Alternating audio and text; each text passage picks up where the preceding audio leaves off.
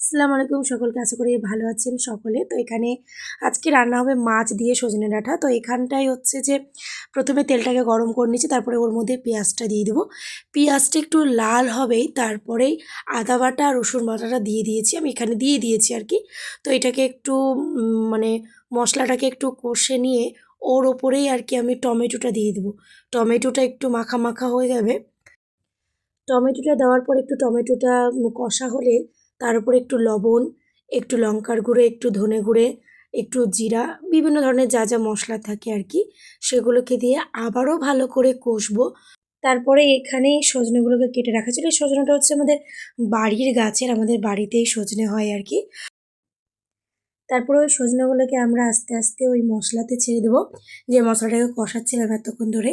তো এইখানে সজনাটাকে কিছুক্ষণ ধরে আর কি একটু মশলা দিয়ে মাখিয়ে রাখবো, মানে কষবো আর কি, তারপরেই জলটা দেবো। তো দেখতে পাচ্ছেন আমি এখানে কষা প্রায় কমপ্লিট। তো এরপরে এই যে জলটা দিয়ে দেবো, এই জলটা দিয়ে কিছুক্ষণ ঢাকা দিয়ে রেখে দেবো।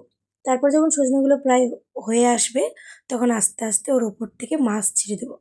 এই যে আমি দিতে থাকছি, মাছটা কি সুন্দরভাবে কালার এসে ভীষণ সুন্দর।